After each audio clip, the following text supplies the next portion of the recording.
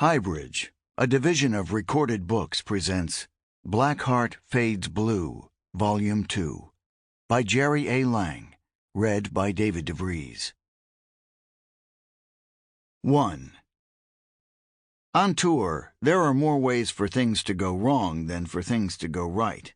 We proved this many times. We played a big show in L.A. opening for a band from England, GBH. Don't ever be fooled by the punk DIY tag. This was still the music business, just on a lesser scale. They still had all the scummy trappings of Led Zeppelin, just on a way smaller level. Chris Tense hated the rock and roll side of all of this, and when we played in L.A., he let his inner germs side come out. If he could have gotten away with hitting one note all night, he would have done that. Instead, it was the old tried-and-true spitting, sneering, heckling, and insulting the crowd routine. And Tense could heckle. We ended the show with me throwing a glass beer pitcher at the crowd and then jumping into a sea of bodies to start fighting. I remember getting a few good punches in before being knocked to the ground and then lying there thinking that I'd made a mistake. But I was again soon using the measuring tool of my father's fist and thinking, this isn't that bad, as I was getting stomped by a pack of boots with chains and bandanas tied around them. Luckily for me, Golden Voice Promotions hired giant security guys at their shows, and within a couple seconds I had this guy named Tiny — why are huge guys always named Tiny — sorting out the mob with me. He grabbed me by the neck with one hand and brought me to my feet and through the crowd. Safe. When we got back to Portland, the rock element in the band didn't appreciate the punk humor, and Tense was once again asked to leave. That started a musical chair rotation of who's who, and we would bring different guys in and replace them the next month. For a short time, we had 3/4 of S. Hippie's old band as backup in Poison Idea. Then one guy was thrown out, another longer-haired guy came in. These people were all nice enough guys. They just came from a totally different world than Tom and I.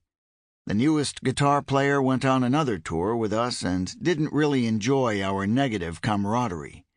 Unless you're completely engulfed in the chaos and alcohol, you could really see the cracks in the negativity, and the humor can only mask so much.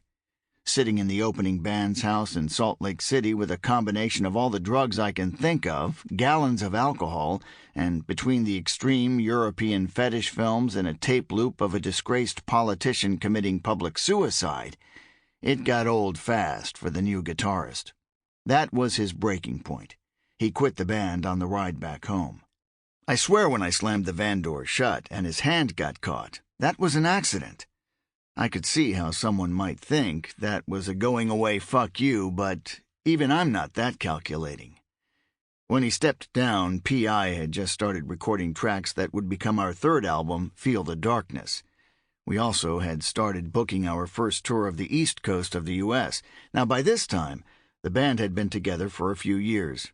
Groups from around the world would tour and come through Portland over and over. They were road warriors, but we were just getting out to the East Coast for the first time. We all had our safe bubbles of drunken security in Portland. Some of us were in our 20s and still living with our parents. Tom was selling cocaine with a steady clientele and making enough money to keep him going. We had become a sheltered, coddled, and very dysfunctional band. When the last guitarist quit, we were on tour in Salt Lake City. We called the house of the guy we had stayed with in SLC and asked if he would want to move to Portland, play guitar with Poison Idea, and live in a tent in Tom's backyard. Who wouldn't want that? So for the first East Coast tour, we recruited our latest guitarist, Aldine Strychnine from SLC. Also in the band at this time was our newest bass player, Myrtle Tickner. His real name was Charlie. Tom and I had a thing about giving band members new names and encouraging them to reinvent themselves once they were in the band. A little like The Family. Myrtle Tickner is a really good bass player. He had played in a band called the Oily Bloodmen, and I'd see him around town and make small talk. He was a smart guy, and I think he had studied philosophy in college. Charlie, as he was then known, was a long-distance runner, and when I was living at Glenn's house, I'd see him jogging by, even though he lived a few neighborhoods away. This guy was serious about running. One night, Glenn's family was away and I had the whole place to myself, so I invited some people over. We were drinking and listening to music. I spotted Charlie jogging by and shouted out to him. He came over and had a few drinks. I'd just gotten the Pogues' first album on import and was playing it. I hadn't realized that Charlie was something like 100% Irish, but here he was listening to the Pogues while drinking Guinness. I thought all of those songs were originals, but I later learned that some were Irish standards, almost lullabies, like Mary Had a Little Lamb would be to me. And Charlie just seemed really happy and at ease. I can't remember if his band broke up or if we nicked him, but it wasn't too long before he answered the call and was the new bass player in P.I. He was a bad drunk, but a good guy. He became great friends with Tom. He loved the band, the music, the attitude, the atmosphere, and our shtick. He lived the life. Booze was his demon. There's a picture of him with a battered face and a broken tooth. That came about because he got drunk one night and went through the food bins at Safeway. The security guard discovered him, then beat and kicked the shit out of him. He broke his tooth and ripped his eyelid. When Charlie joined up, Tom rechristened him Myrtle Tickner. I have no idea where the name came from. Tom just loved unusual-sounding juxtapositions. Tom liked playing around with names. He once had a ham radio and created some funny monikers. One crazy handle he used was Baby Laxative. The very name set some people off. One listener, a long-haul trucker, got so outraged by the name that he threatened to beat Tom up. Of course, Tom hammed it up like he was the most twisted pervert and egged on the irate trucker and challenged him to meet on the roadside in an isolated location and have it out. He really strung that trucker along. He played him like a fiddle.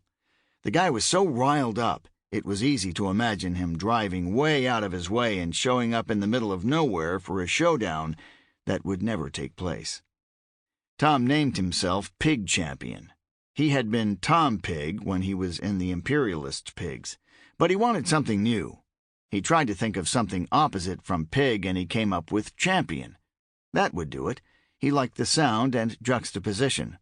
I remember a young guy called Tom a pig once. He hurled it like a vicious insult. He meant it in the most disparaging and demeaning way, implying that Tom was a fat slob. This kid was nicknamed Skunk. He wore a leather jacket with the word skunk written on the back. He had a mohawk with an orange streak down the middle. I remember Tom shouting back, "I'm not a pig, Skunk."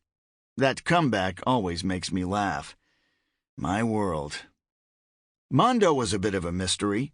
He came to us from a heavy metal band and he had chops. He could recreate any bass or guitar sound. He was never a punk guy, but he could mimic any sound he heard. I guess some savants are like that. When you meet someone you're considering playing music with, it's common to check out their record collection to look for common ground and for recommendations. But there was almost nothing to check out.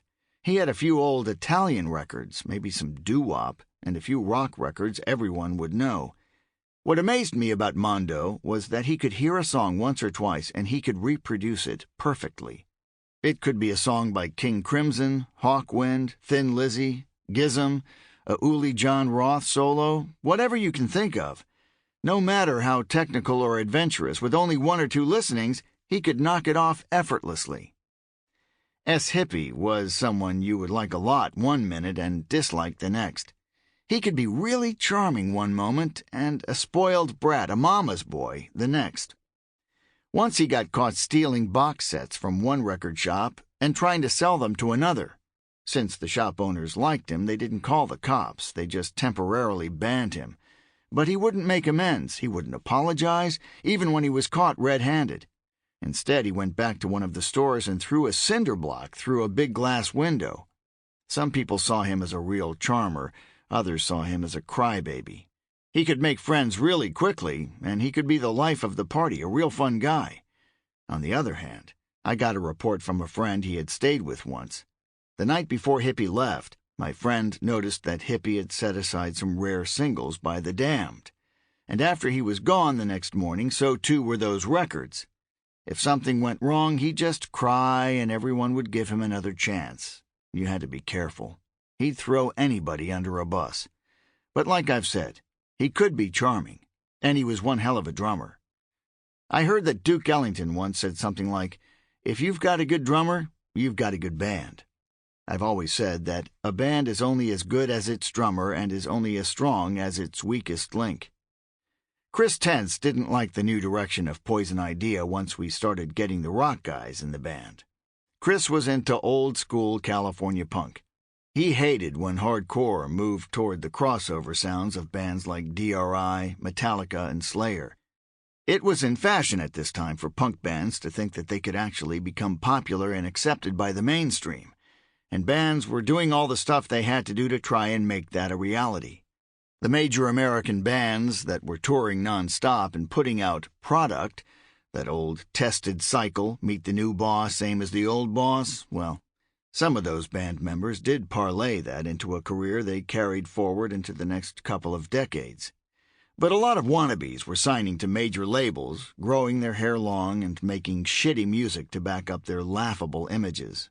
Caricatures, chasing trends. It was ripe for parody and would make a good mockumentary. Delusions of grandeur. In the haze of crack smoke and self-fellatio, Poison Idea thought we might become somewhat popular also. That was never going to happen. There was a roots/rockabilly band in Portland that had a manager named David who was getting things done for them. I would see him every weekend at Satyricon. He was also a photographer, and I think we originally approached him to do photos for the band. But once he got comfortable with us, we asked if he would like to take us on and be our manager. There was a lot to do. We were busier than shit. We figured he could help with our mail order, handle press releases, oversee our bank account, assist with driving, and take care of whatever else would arise. He was up for it. He worked a full-time job, but he came from an entertainment background and now was trying out his hand in band management. David had an interesting backstory. His father, Honey, played the Grand Ole Opry for many years and had known Hank Williams, Ernest Tubb, and other country legends. He was a performer but was more of a comedian than a musician. Comedy came first. His father would likely be better known today, but he had been a minstrel, which many now regard as an embarrassment that should be swept under the rug and quickly forgotten. Even Emmett Miller, the most famous minstrel who influenced many country legends, is now largely forgotten. But David came from a Nashville world where a who's who of country superstars would hang out at his house. Hank Williams would come around to tell his troubles to David's mom and seek her advice. Flatt and Scruggs were among the many regulars, and so was Roy Acuff, who was David's godfather. So along with our new members Myrtle and Aldine, we now had a new manager to book our East Coast tour, David Wilds. We never gave him a wacky stage name. Tom used to call him YY, but he didn't seem to take to that name. He was listed as Wildman on one of our records, probably in reference to Wildman Steve, the old Chitlin Circuit comedian. I don't think David was ever a real fan of our music, but he liked the energy and excitement of our shows, and he liked that we could draw a big crowd. Maybe he liked being part of something bigger than himself. He definitely enjoyed the camaraderie. His father once had a traveling tent show of Grand Ole Opry entertainers, so David grew up watching his old man bailing people out of jail and doing whatever was necessary to keep the show on the road. His father sometimes carried a pistol, and usually carried a sharpened pocket knife and a large crescent wrench, a common work tool that could double as a weapon. One interesting tidbit is that Colonel Tom Parker, who would go on to manage Elvis, worked as an advance man for the tent show. He was a factotum for Honey Wilds, and the two were friends. When it came to promoting Elvis, Colonel Tom even asked if Honey wanted in on the action, but he failed to see the King's appeal and passed on his chance to become a millionaire. David was a real Southern gentleman, but he really had his job cut out for him babysitting these lunatics on this tour. We all had fun times, but looking back, I feel kind of bad we put him through the ringer. I mean, just for starters, there were the drugs, which he did not participate in. If he walked into a room and someone pulled out a syringe, he would turn on his heels and walk right out the door without saying a word. He never said he was insulted, embarrassed, or what he thought about it. He would just leave. Then he had to clean up all our messes. There would be many as we went along. P.I. played a show in Washington State once, I think maybe in Bremerton, where a guy was lying on the stage looking up at me. People got a good laugh out of that. I thought it was funny myself for half a song, but it grew tiring, so I asked the guy to get up. He said, "No, man, I'm tripping on acid." I kicked him lightly. "Dude, you gotta get up." He said, "No, man, I can't. I'm frying. I'm so high." I said, "Get up now, or I'll piss in your face." He didn't budge. So I unzipped my pants and emptied my bladder. Let me tell you, he wasted no time jumping up. I remember thinking there were some scat lovers in Germany who would have paid good money to be humiliated on stage by my golden showers. You kind of learn stagecraft by doing it. I had a few tricks besides pissing on people. I could kick a mic stand and have it come right back to my hand. I could usually do this even if I was hammered. There was a time I roped in a guy with the mic cord and choked him. I didn't make a habit of using my microphone as a lasso, it just happened in the moment. It did take a long time for me to learn how to protect my voice. I'd come back from a long tour hoarse for weeks or spitting out blood. I did damage to my vocal cords from all the shouting. I had a sore throat from screaming from the stage and not singing with my diaphragm. I'd give myself a break sometimes by putting the microphone into the audience and letting the crowd sing the chorus. It was a small act of self-preservation that might enable me to make it to the next gig without blowing out my voice. Another trick, if you look into the middle of the crowd and point, many people in the audience may think you are communicating directly to them. If you see a big act do this, thousands of people in the audience may think the performer is connecting to them personally, when really the musician might just be going through the motions while considering what they've got to eat backstage. Strange moments happen that you can't envision. Once I was in the middle of a show and in walks a girl wearing what looks to be a Chanel dress, maybe with polka dots and a pillbox hat. It was my sister. I hadn't seen her in a long time, and she was not someone who was coming to my gigs. I was excited she was there. It was almost an honor, and I kept pointing to her and the guy she was with, her new boyfriend, as if to say, "What are you doing here?" As soon as the show ended, I jumped off stage and ran to the back of the room, making a beeline right for her. When I got within 10 feet, I realized it wasn't my sister. It was a total stranger. Do you ever have a moment when you think someone is waving at you and you respond only to learn that they were motioning to a person behind you? What do? In this case of mistaken identity, I continued on to the couple and said, "It's cool that you came. Did you like the show?" They were probably perplexed why I had singled them out. The girl said, "Yeah, it was great." I said, "Thanks, I'm really glad you liked it. That means a lot." Then I turned on my heels and hurried off, maybe in time to ingest more drugs backstage. We played almost every night on this tour, driving for hours to a different state to set up, get drunk, play, then drive off, and do the same thing the next day. Rinse and repeat. Until we hit Cleveland, where we pulled up to the hall that some kids rented. They'd brought in a PA and went to the trouble of putting on their own brand of a Babes in Arms show.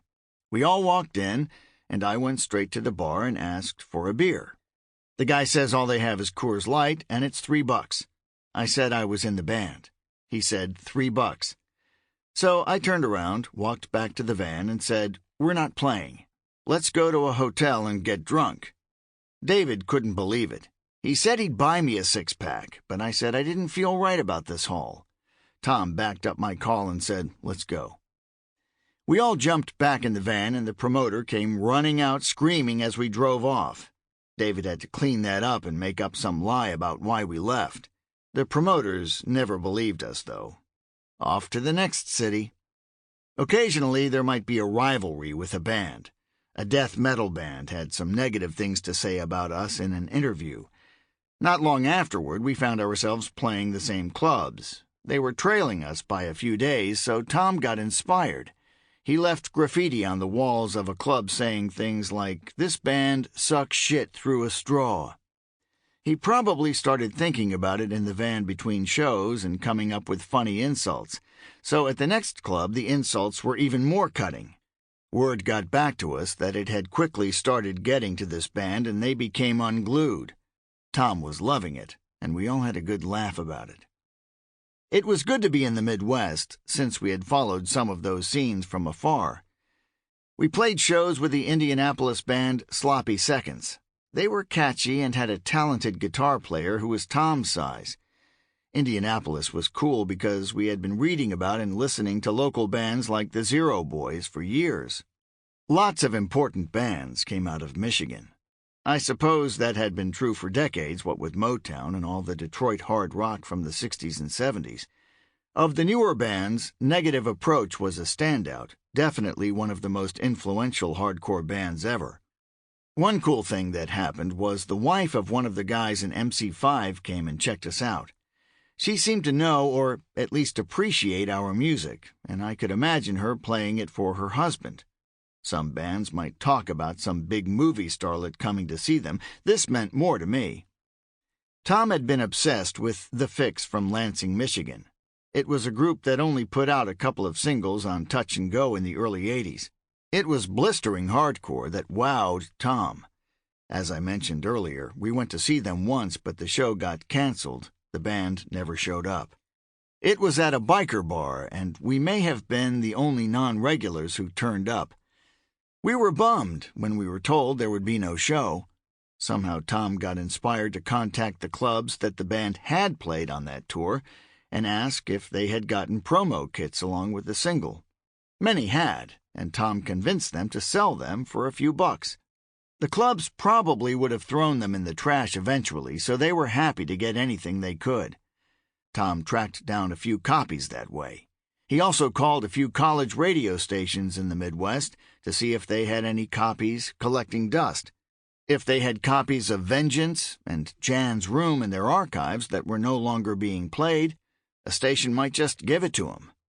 As a result of his efforts, Tom managed to get between 5 to 10 copies of each single. What makes this notable is that both these singles were released in small quantities and would later become among the most sought-after punk records.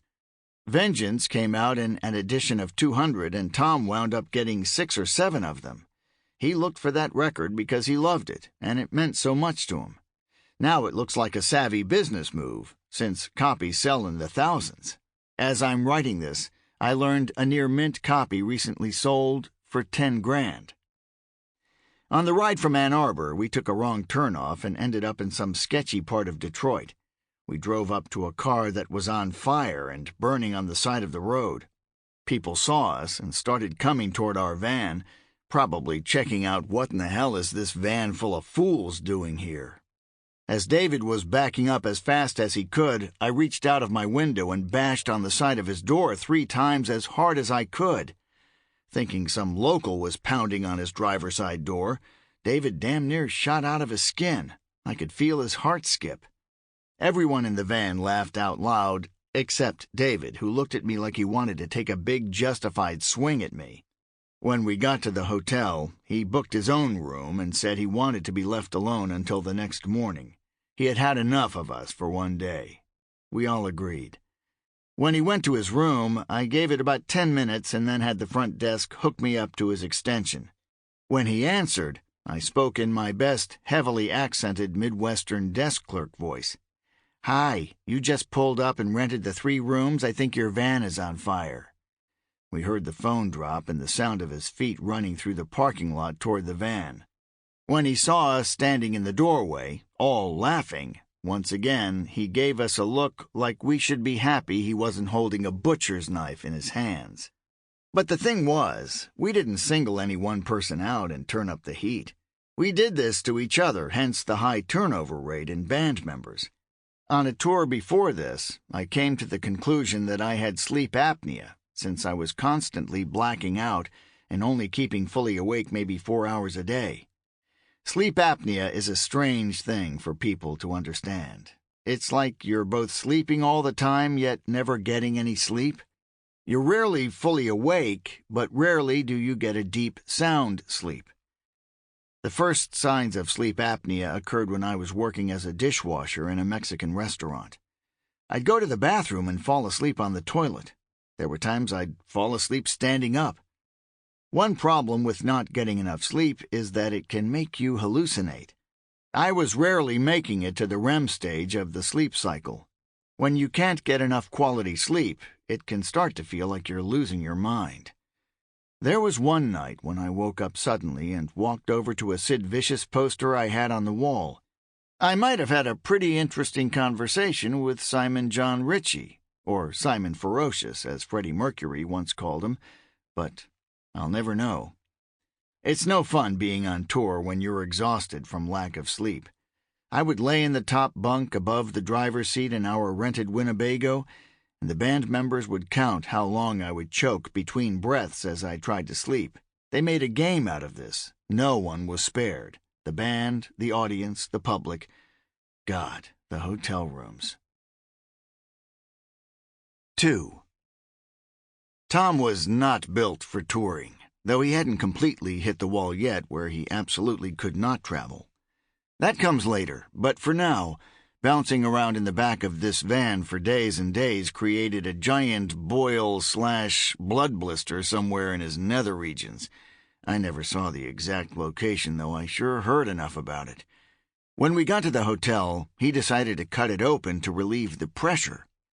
Earlier, one of us had thrown up all over the same hotel room. I did see the cups of blood, along with the pus and the vomit. We covered it all up with newspapers and sheets strategically placed, trying to hide it all.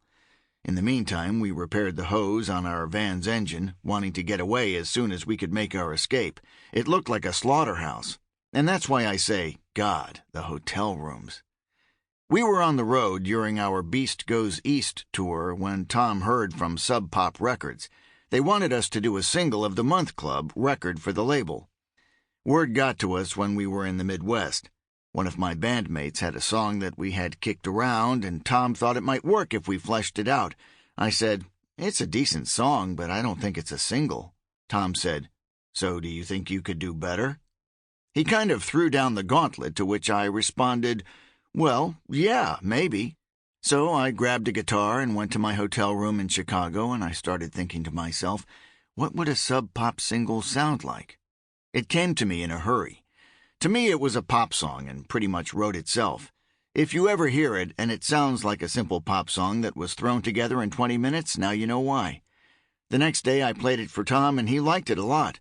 "I guess you did write a better song. Good job." And that's how Taken by Surprise was written. In Toronto, we played a show that was packed full. I had to keep using my body to push the crowd back off of the stage, pushing and pushing. As I kept at it, I felt a sharp shock in my lower left leg.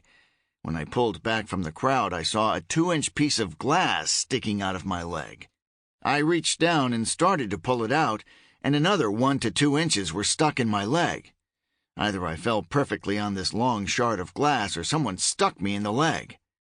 It took just a flash, just a couple of painfully sharp seconds, and then like a cork being popped, the blood started shooting out. I tied it off with a dirty sock or whatever I could find until I made it back to the States and into a hospital. They gave me antibiotics and put a wrap on it. They told me to change the wrap daily, but I thought as long as it was wrapped professionally, it would be good. So I left it on, which plugged the hole and backed up the drain. I couldn't place any weight on it, and it fucking hurt so bad. My leg started turning black, and it got more swollen. Finally, the band had to make a space for me to lay flat on the floor in the back of the van as we soldiered on to the next town. We had a couple of shows left, and I could stand on crutches or sit in a chair. Leaving Denver and driving toward Portland, the pain had gotten so bad I thought I was going to pass out. I never saw my leg so swollen before. It looked like I had a water balloon the color of an eggplant growing out of my leg. I felt like the Elephant Man. Aldine had the seat in front of me, and he turned around to see how I was doing, and I went to move, then pop.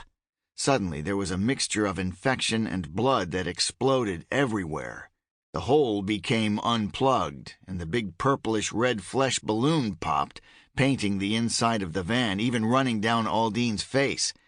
At first he was puzzled. What the fuck is... Sample complete. Ready to continue?